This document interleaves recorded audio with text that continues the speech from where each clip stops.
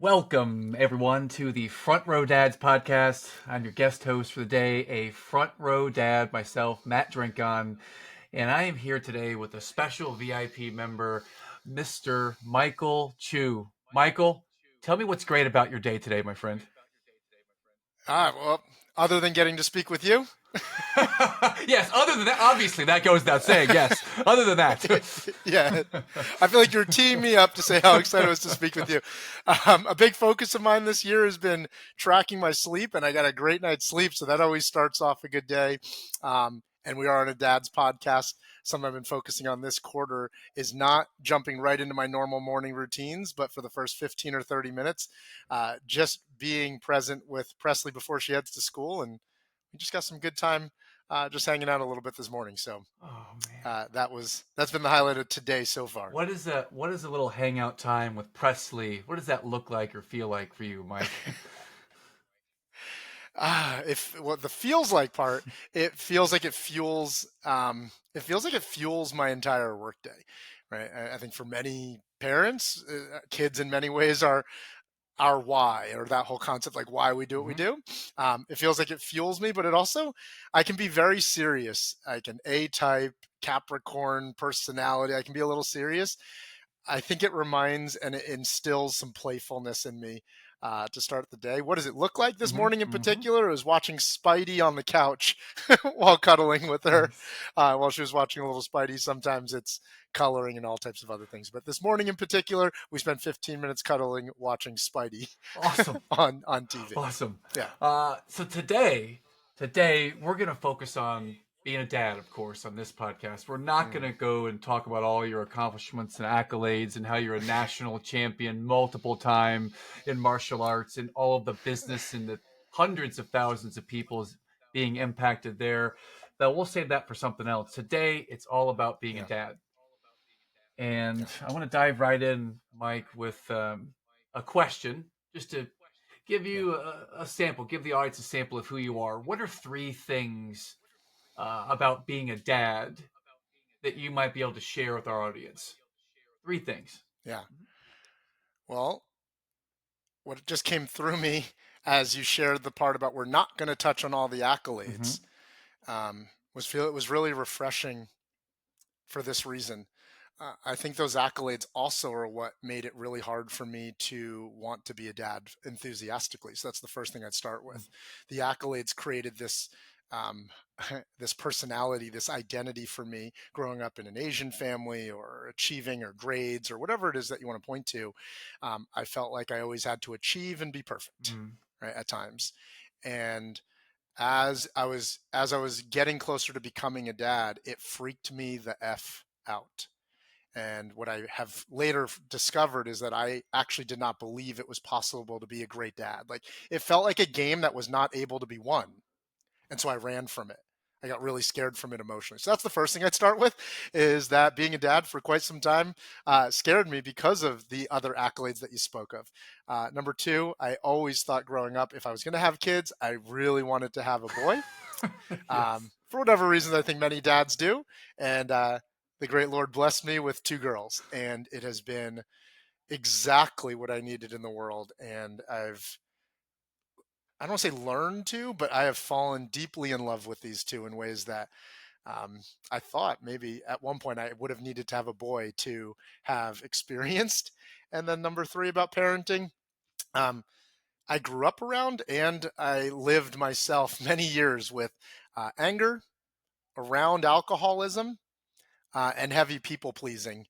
And those are things that I'm constantly focused on in who I want to be as a dad with uh, my own kids. So those are three things to start us off. I like how you keep it really surface level and light. Uh, right, right off the bat, I have two girls. They're 3 and 6, and we live in Austin, Texas. I can start with yes. that too if you'd I love like. it. I love it. And I think you hit on something that a lot of people who maybe want to be family men with businesses, and instead we are the Mm, opposite. We are businessmen with families. You talk about the accolades mm, created this achievement mentality, and you always needed that, and that was yeah. something that you had issue with. and that Yeah. maybe interrupted being a dad or has helped you in some way. And then you, of course, talk Yeah. about wanting boys. As a dad of three girls, I'm with you. I'm with you, and I wouldn't change a thing. And Yeah. it's perfect in the way that it is. Yeah. And then number Yeah. three, growing up around alcoholism and heavy people pleasing, I think there might be something we can dive into there. So thank you. Let's do it. Thank you. Well, let's Yeah. do it. Let's start with a hard hitting question. What is it that's hard for you to talk about that might be important for you to talk about with this community, Mike? Yeah. Um, that our own reaction to emotions. There's kind of two things that come up, which is why I hesitated for a second. But the first one that comes to mind for me um, is how our own ability to process, attune, attend to our own emotional state is what this is my belief. I'm not an emotions expert. I'm not a parenting expert, if I can preface with that. Um, but I have seen in my own experience with my kids so far that how we learn to demonstrate and work through our own emotions is having a direct impact on what we're teaching our kids as well. And if I'm not an emotions expert, I can at least speak from my own experience, both with my own kids, but also what I grew up seeing modeled around emotional um, processing, whatever you want to call it, emotional intelligence from my own family. Mm-hmm. And to the listeners there's all different types of cultures and families. I can only speak to Asian culture, where you don't oftentimes express your emotions. It's suck it up, stop crying, I'll give you something to cry about, Okay. right? That type of Okay. stuff. So you pair that, then you add the masculine side. As the oldest son, so it's a lot of like, you don't ever you don't feel your feelings, and then you add alcoholism a little bit to the mix, and you get a pretty concoction of not knowing how to feel feelings. So what feels hard potentially for me to talk to about is I thought a lot of that was just very normal through most of my 20s and early 30s, Mm-hmm. right? Whether I drank and lashed out, or whether I expressed anger through yelling or saying, things that I wish I regretted and came back later. I thought that that's just what people did, Mm-hmm. right? Like, it's okay. You're allowed to get angry. You're allowed to get angry. How we express anger, or how we express stress, or how we express those things, there's a spectrum of what that might look like. And I wanted to dive into this topic for my own life so I can get clear on what I did want to model for my own kids. And I also got clear growing up what I did and did not want to model. Credit to my parents, they're Mm-hmm. amazing. And I think as we all do, we learn what we want to keep and we learn what we want to cast away. Mm-hmm. And for me, I've been getting clear on how I want to show up that way as a dad with my Mm. kids. Well, so thank you for opening the door, and I believe this is super important. So let's start with oldest son, Asian culture, family, growing up, Yeah, and yeah, achiever, pushed yourself, kind of suck it up, son, suck it up, Mike. yeah, So this is where we grew up, and there's strengths to that, and there's challenges to that. So we'll say that, no judgment. This is simply where we are. So yeah, talk about where you were going into being a dad. We'll start with that. Where you were yeah. being a dad, going into being a dad, around how you thought about parenthood. How did it Yeah, well, start? this is a great plug for Mr. John Vroman here. But John was actually a business coach of mine in my early 20s, Mm, and so that's how we established our relationship. And I followed him for the years afterwards, and I saw that he started Front Row Dads um, right before my first daughter was born. He started it somewhere around that time, and I came down to Austin and we went for a walk. And so, to answer your question about where I was at in becoming a dad, during the walk, in John's in ways that sometimes only John Vroman can do, he asked questions that evoked answers that I didn't even know were within me. And I started bawling during this walk on a trail in the middle of Austin, Texas. And what I came to find that bawling was, as I said to him, I said, John, I haven't been able to admit this to anyone yet. And my daughter was maybe like 6 months old at the time, something like that. I said, I do believe I love my daughter, but I've struggled actually loving her because I hate being a dad. wow. So that's how I started the journey of wanting to of becoming a dad. Is I knew I wanted to demonstrate love for my children, but I felt like I hated being a dad during the early experiences of it, and that's how it started. I can go deeper into that. I can go deeper into that if you'd like, I, but that's how it started. I'd love for you to go deeper. And as you're doing that in real time live, my 4-year-old daughter just walked into the recording studio with a big giant box of cheesy poops, and there she goes. And Mike, this would have elicited some anger, maybe a mute and a stern stay back over there a few years ago myself. Mm, With mm, some mm, anger stuff I used to have, and I credit the front row dads yeah. helping me there. So pause on me. Back to you. That just happened. So back to you, my friend. Take us forward from that conversation and how you felt about being a dad and loving your child. Yeah. You originally, Matt, asked the question, like, what's hard to talk about? And Mm-hmm. I think sometimes as men, not for everybody, so I don't want to stereotype, but I think sometimes for men, talking about our shit, like what we might have going on, Yes. is overly is overly vulnerable or Mm-hmm. uncomfortable. And at least for me, I at times like I'm fine, nothing's wrong. I'm just a little stressed right now, right? Or but I would act like nothing was actually wrong, right? To give you an idea, 7 to 8 years ago, if someone said, "I think you might benefit from therapy," I would have responded with, "There's nothing wrong with me," or "I'm not broken," Okay. right? To give you an idea, and I share that because you know a bit of my story today and how much I rave about the life-changing impact somatic coaching and somatic therapy has had on my life. But just 8 years ago, I would have told you something's wrong. But how that unfolded is I then went down the rabbit hole. I went down the journey of kind of discovering where there was fear for me. And that's where I shared earlier. One of the things I discovered is, or two of the things I discovered was that to the day my dad passed, I had a bit of a strained relationship with my dad. And I think this is relevant because if I couldn't have a relationship with my own dad, right? How am I ever going to figure out being a dad? If that makes Yeah. sense. And so there was this, like I said earlier, it felt like parenthood was a game that I could not win.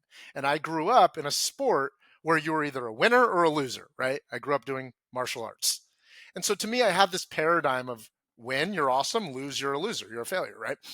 And so if I felt like I was playing a game that I could not win, it was really scary to me. Number two, I hadn't at that stage of my life addressed any of what sometimes is a language that's used sometimes in our society and generation today. I hadn't addressed any of my own like childhood traumas, if you want to use that Okay. language, my own childhood patterns, my own childhood wounds, whatever language you want to use. And so at that time, I still felt like a little kid in a 30 something year old body, wanting mommy and daddy to be proud of me. I think we always will want that, maybe till the day we die, but very deeply, that was still inside of me, even at 30 something years old, unattended to and unaddressed. And so the second thing that felt hard about becoming a dad there was I still felt selfishly like I was a little kid wanting to play my own games and live my own life. And you want me to slow my life down to take care of another child? Like, I'm still a kid. How am I supposed to take care of another? Even though I was in a 30 something year old body with accolades and business success and blah, blah, blah, blah, blah, my emotional maturation, I jokingly say at 33, was probably still more like 3 to 13. Mm. And that made it hard to really dive in heart first, not even just head first, dive in heart first into being a dad. Wow. So thanks again for sharing so deeply. And I know this is the kind of stuff, as you just said, 7 years ago, we couldn't have had this. It would have been a totally different dialogue. No. All right. Yeah. So Yeah. keep moving forward on that journey. And what was that first step you took into addressing some of these paradigms and some of this childhood trauma that we may have had? Yeah. I showed up kind of begrudgingly to the front doorstep of a somatic therapist or somatic coach.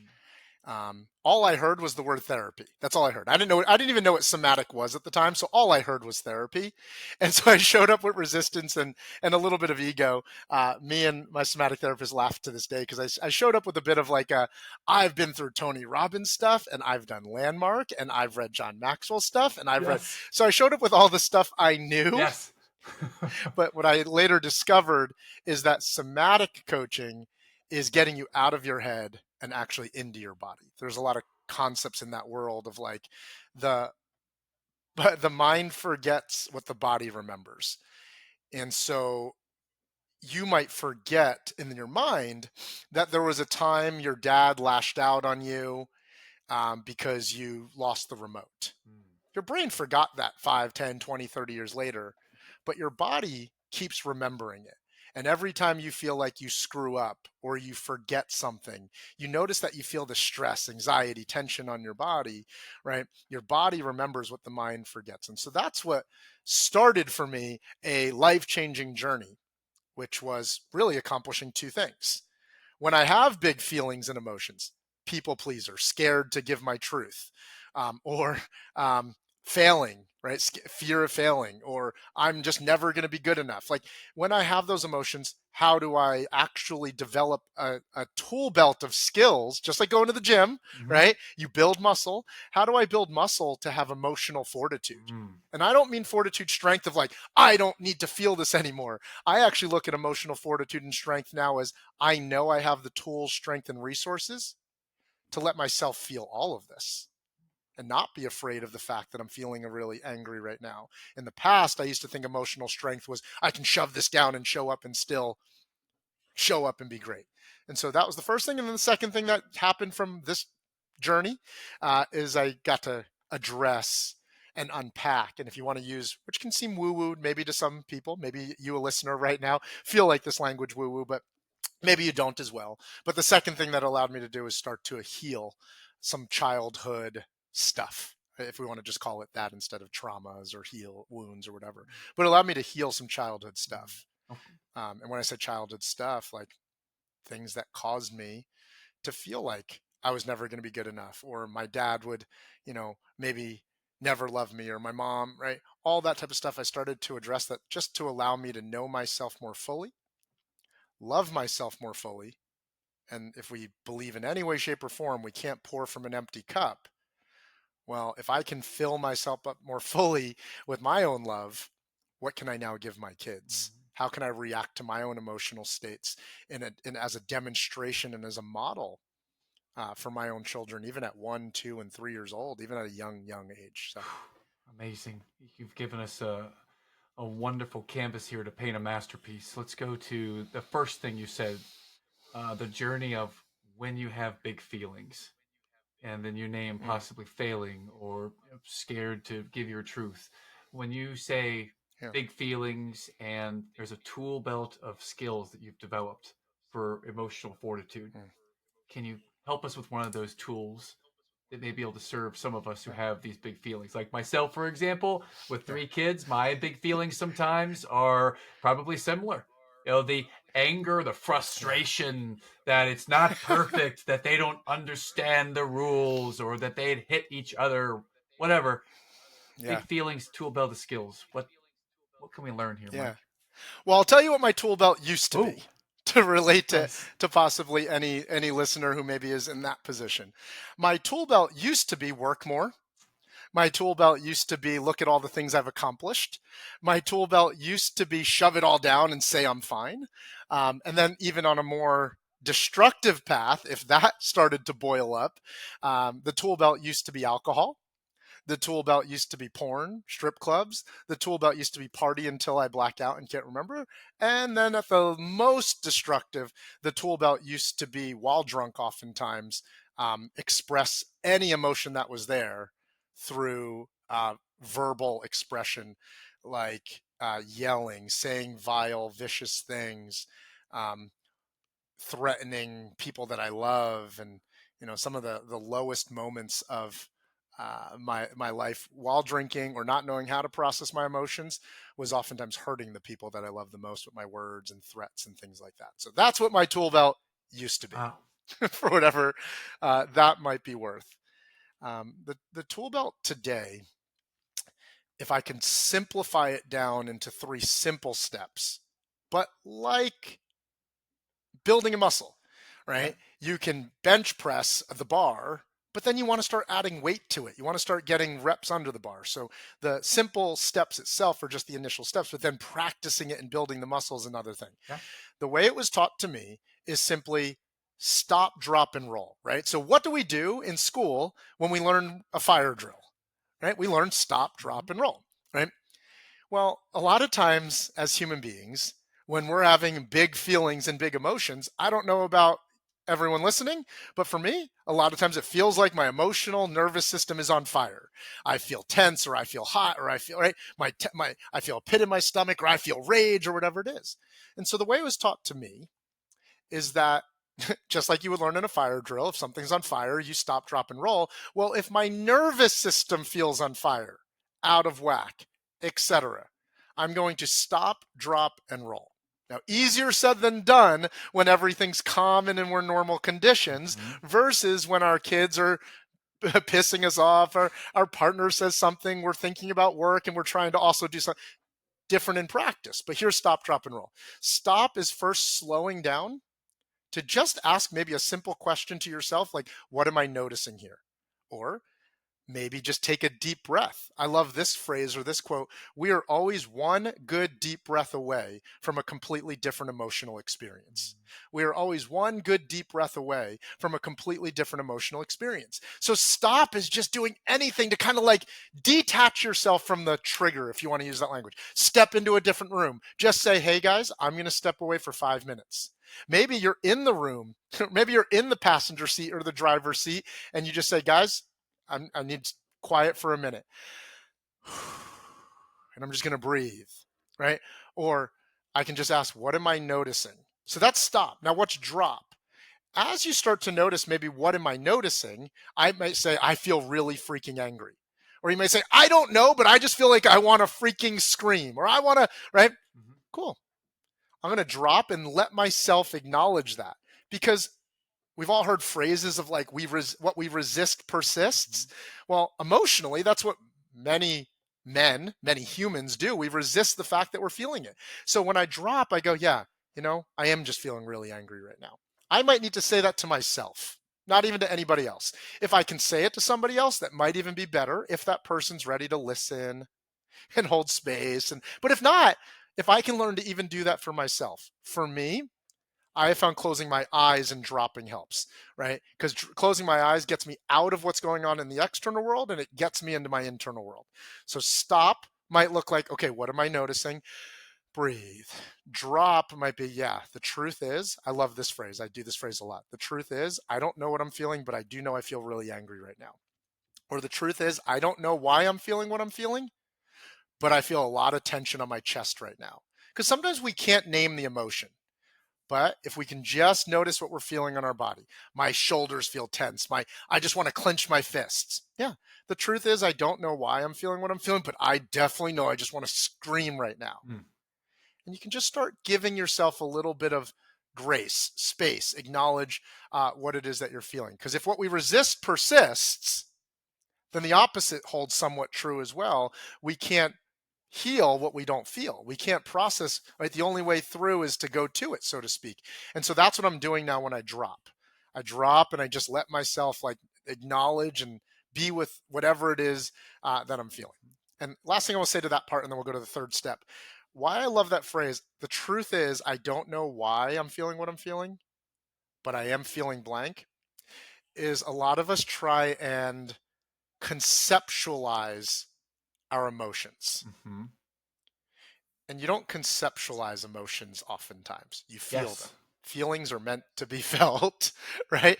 But as men, especially, we want to sit there and just talk about it. Well, the reason I think I'm a little angry is that, work was really hard today. And yeah, for years, I've always been just a high achiever. And even you can even know, I can even sense my own body language change right now when I flip from talking about my feelings to when I was trying to demonstrate feeling it. I feel it differently. So all I'm trying to do is get out of the head, and why questions keep us in our head. So that's why I'm saying to myself, the truth is, I don't know why I'm feeling the way I'm feeling, but I can tell I feel really angry. Because why questions just bring us back to our head. Why am I feeling this way? Or your partner might even say to you, your wife, spouse, whatever, why are you so angry? Whew. Honestly, the truth is, I don't know why I'm angry. But what I do know is I feel really frustrated. So that's stop and drop. And then roll is you just keep letting yourself acknowledge that that's why you're feeling while breathing for a while. There's deeper levels to that, right? To be clear, but like if all you can do is just let yourself, yeah, and I feel really angry and I'm going to breathe.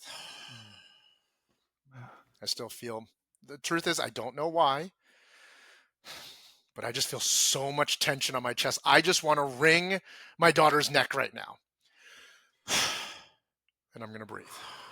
That's rolling, is just letting yourself stay with the feeling and not trying to talk yourself out of it, not trying to judge yourself for the fact that you're wrong, not letting yourself trying to conceptualize it or fix it. Rolling is just letting yourself flow with it until you start to feel it dissipate a little bit.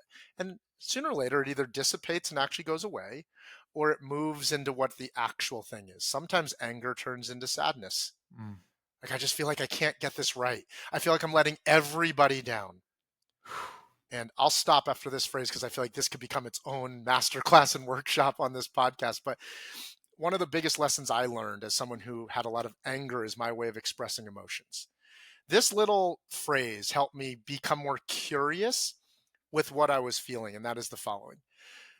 The way our nervous systems work, oftentimes when we are expressing or feeling the most hard or like harsh reactions on the outside, harsh or hard meaning like anger and frustration, and like we want to physically, like we look scary to our loved ones around us. Anytime we're feeling or expressing hard or scary emotions on the outside, oftentimes means we're feeling the softest, scariest, most vulnerable feelings for ourselves on the inside. So I might express it as anger, but Matt, in closing to this piece here, if I can learn to let myself go, I don't know why I'm feeling angry, but I feel angry. The number of times I've done this with myself now and gone, you know what it is?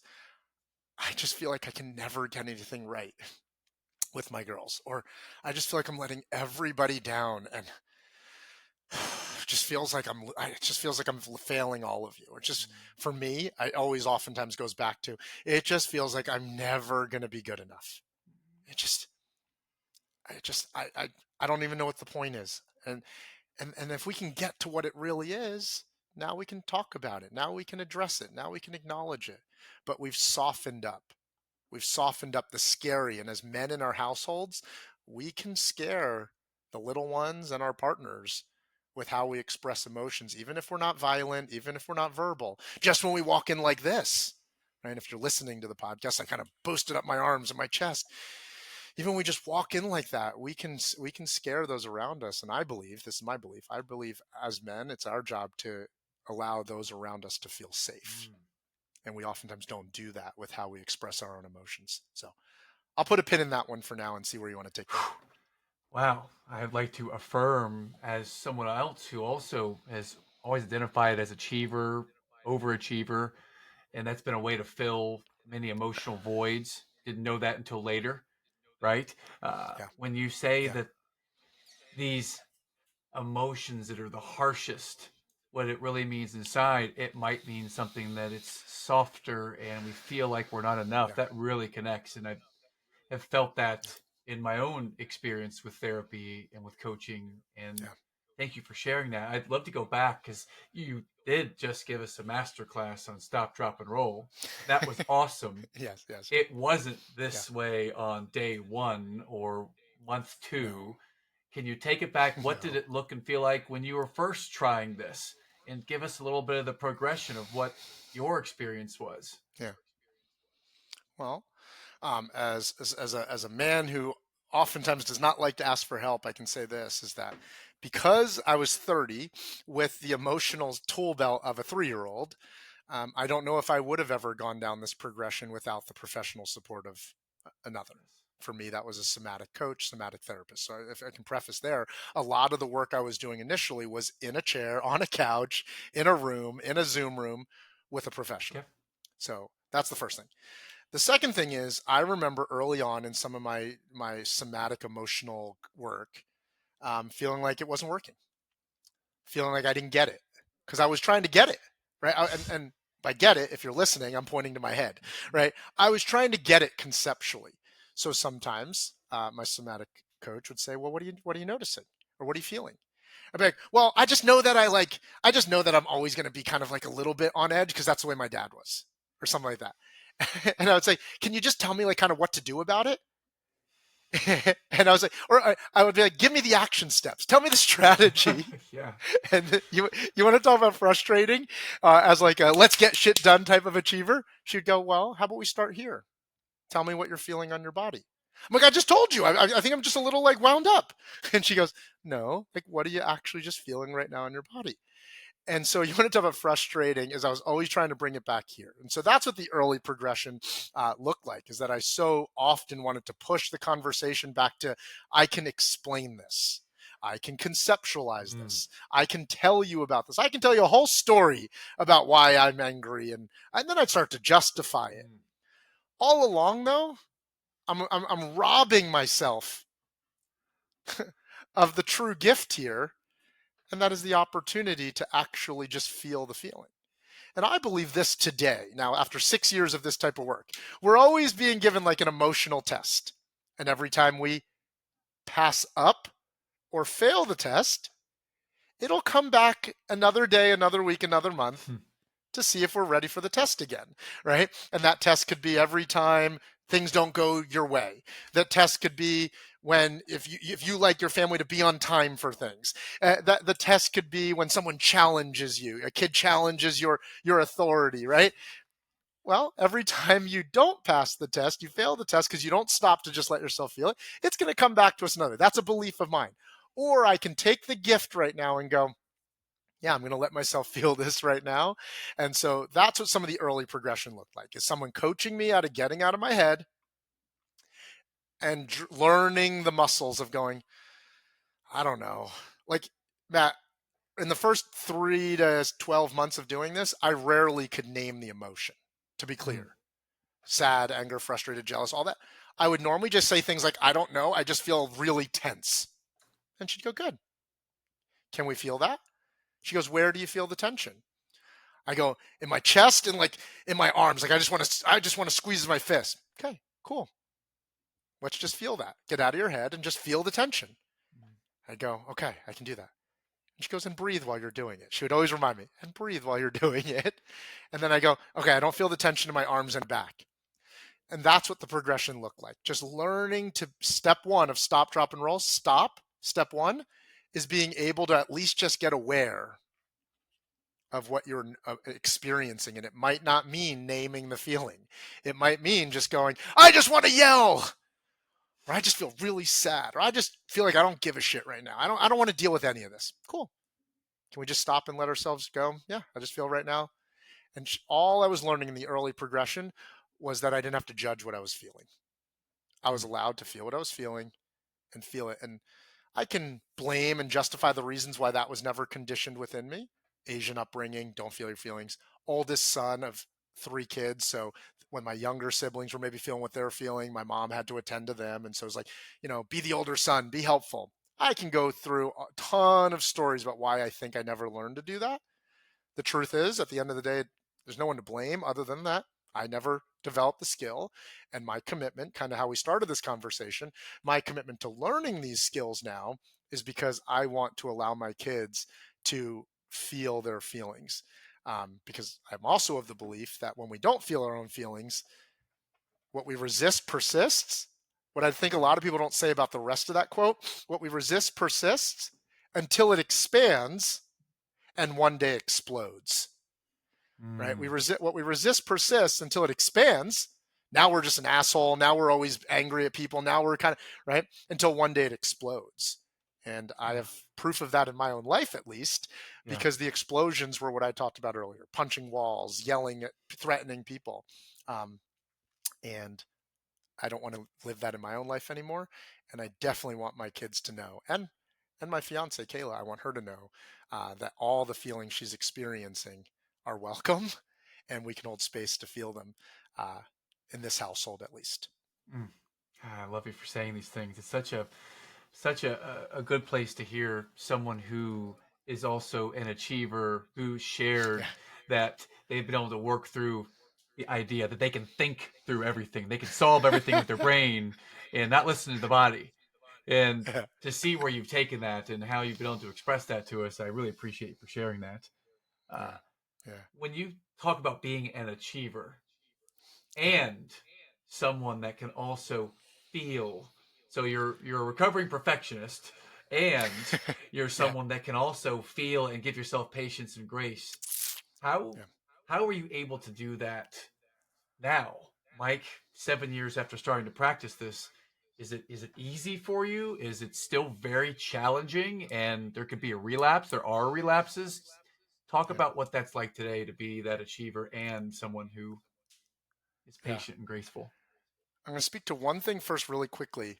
As an achiever, I feared doing this work because I thought it was going to make me soft. Yes.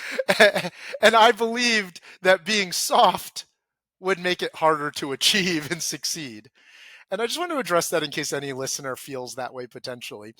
In the last 6 or 7 years for my life, which is kind of crazy, I have grown businesses to levels that I never imagined possible. I've bought and acquired businesses at levels possible. I've gotten back into my own martial arts practices in ways. I've learned new skills. I believe I'm a better partner. I believe I'm a better dad. So if you want to go to the achiever side, I thought that learning to address my feelings would actually make me soft. When our businesses, like, you want to talk, just make the list of like the things you could achieve in Mm-hmm. sports, body. I've competed in a physique comp in the last couple of years. Right, all the things. I've actually achieved more, arguably, in the last 5 years than I did the 15, 20 years before that while doing that, for whatever that's worth, while feeling more peace. Uh, we fight completely differently in relationships. Like, the way I used to fight in relationships to the way we argue now is 5,000 times healthier, which Yes. that could be its own conversation if we want to do that really quickly. I'd love to do that really quickly because I think that might be something that, again, a lot of men, Yeah. dads, spouses, Yeah. they're not comfortable talking about this out loud, and we found Yes. a treasure trove of your wisdom. So please share. Yeah. Thank you. So let's unpack that for a second. Well, one, if I don't know how to address my own feelings, how the hell am I ever going to express them to my partner? Right? And so that's the skill of, like, by me learning to stop, drop, and roll in my own emotions, started to develop this next advanced tool belt skill set, whatever. Right? It started to develop this like advanced skill set of, now if I can start to feel and communicate my own feelings more accurately, I can now do that with my partner. Instead of, before, my ability to do that, I was like, I'm just angry and I'm allowed to be angry, right? Or I just feel like, or I would worse, right? I would just shut down. I'm like, I don't want, I don't, no, I'm not talking about this. Or I would, right? Like, I have found that most people, when they fight, are either pursuers or escapers, right? And a lot of times when I would want to fight, I was the pursuer too, right? And as the universe would have it, God paired me with someone who's an escaper. So when I would have big feelings, Kayla would be like, I'm locking myself in the bathroom and please leave me alone. And then that would only trigger me more. And I'd be banging doors. No, we got to talk about this now. Right. And then Yes. if she didn't want to talk with me, I'd be like, well, then screw this. And I would like pretend to pack and leave. I'd be like, well, then I'm moving out or I'm leaving. And I had no intention of leaving. I just wanted to know that she still loved me.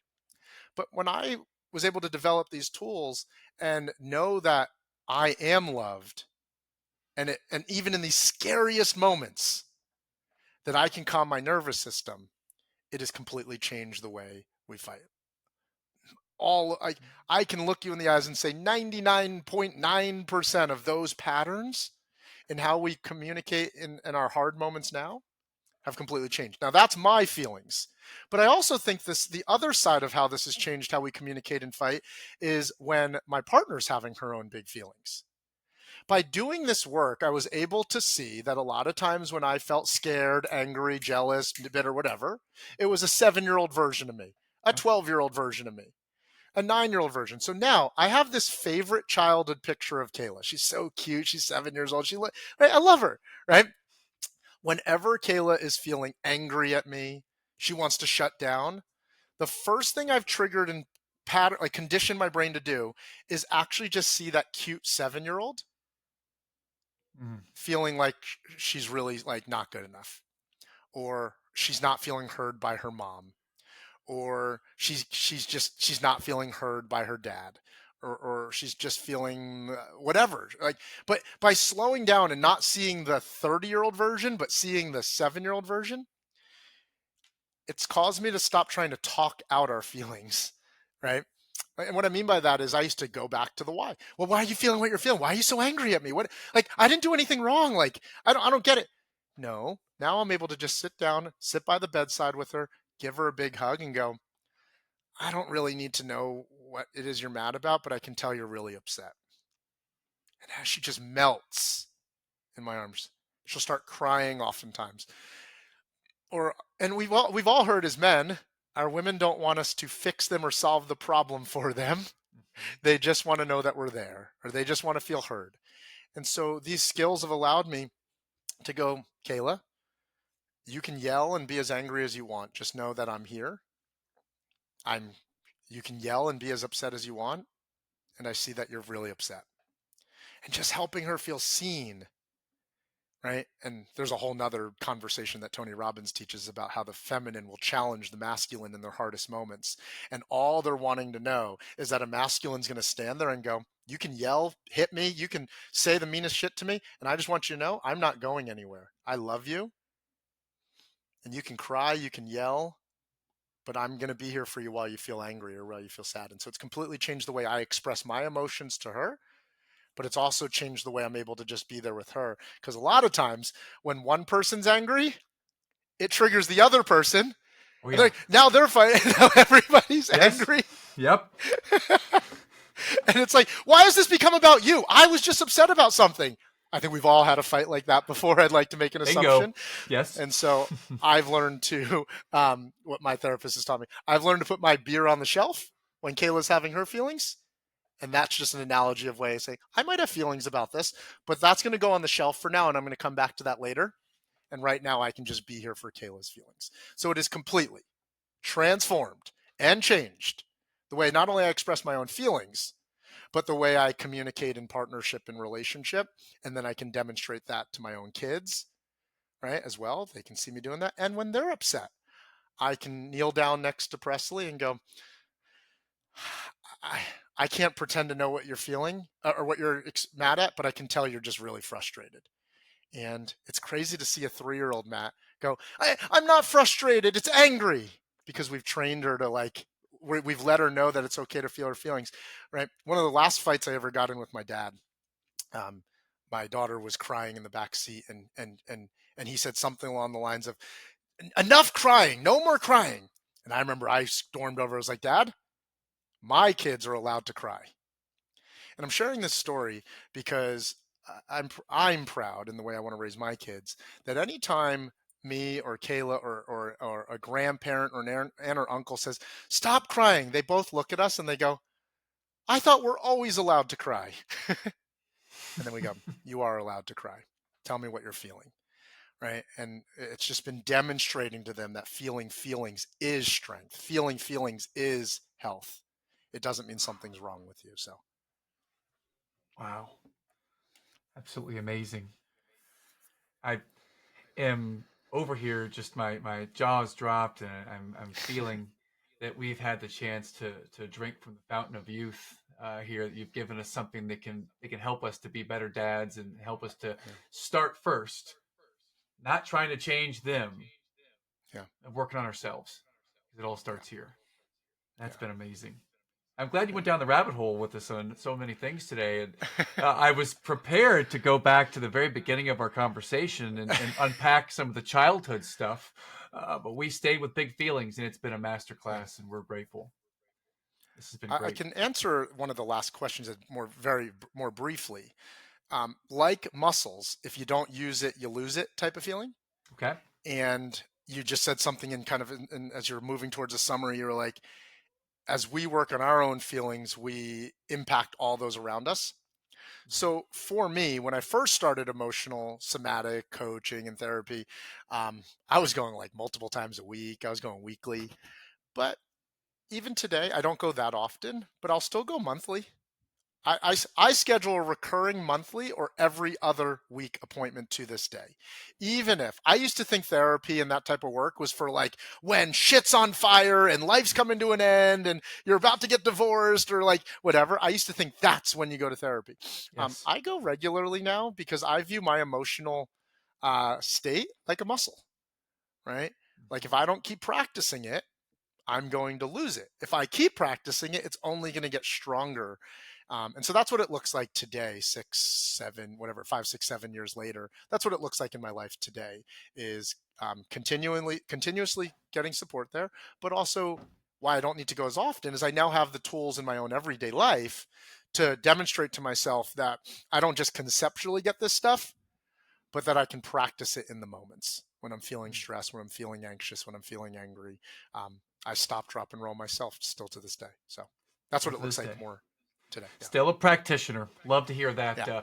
Mike, I feel like that there's something, if I didn't ask it, I'd love to give you the chance to answer it. Is there any question that I didn't ask that you feel compelled to answer in our last few minutes together? Is there a question that you didn't ask that I would love to answer?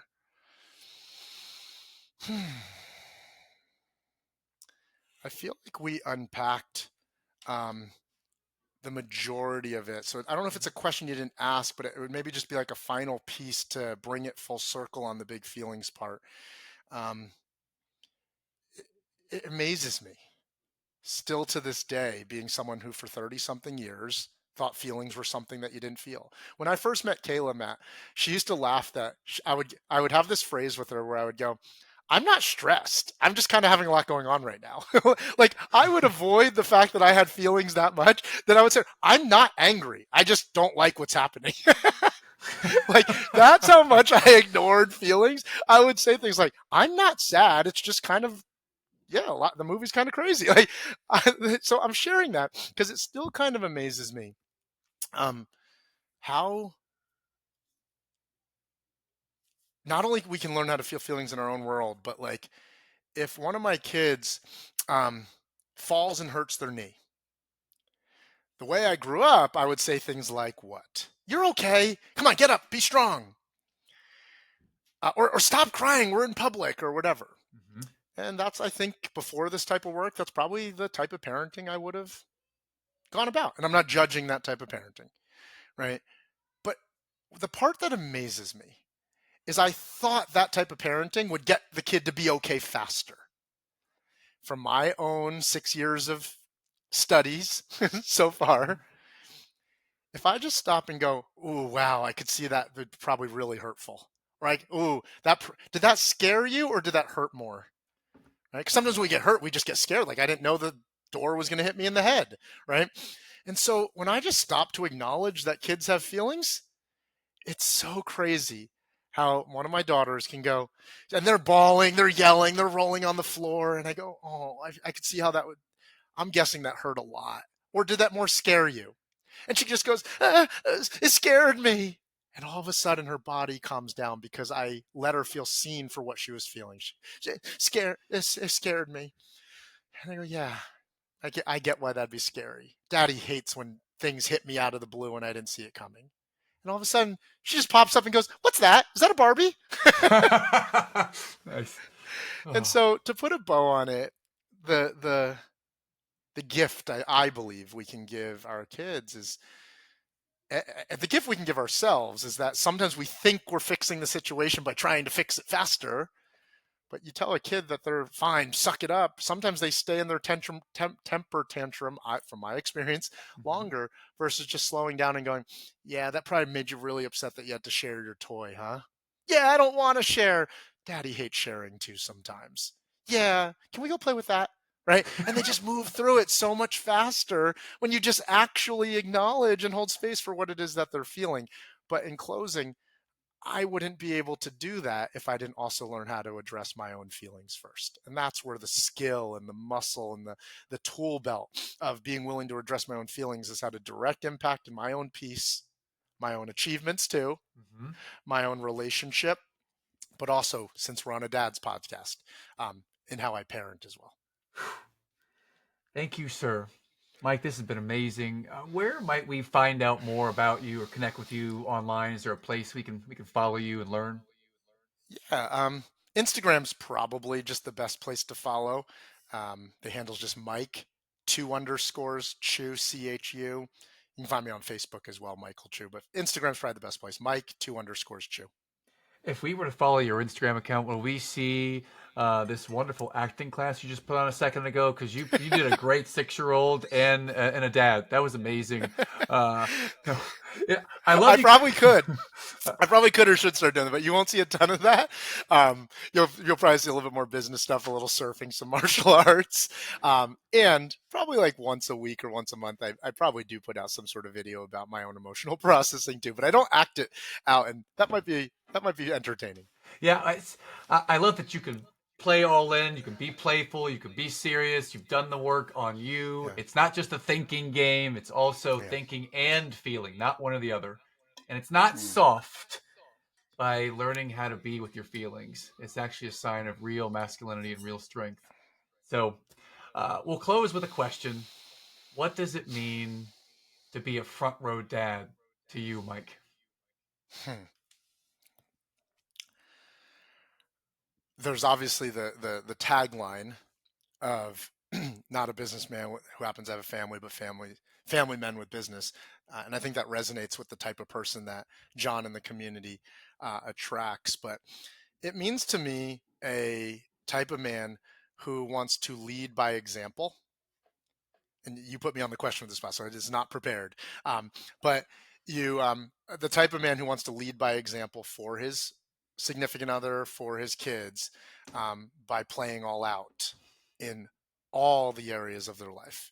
For me, those areas are health, wealth, happiness, spirituality, etc. But not just picking and choosing, not sacrificing one area to win in another, but challenging ourselves to see what it would look like to become the type of person to thrive in all those areas and not be afraid to ask for help and surround ourselves with other great men just like that on that same journey. Thank you, brother.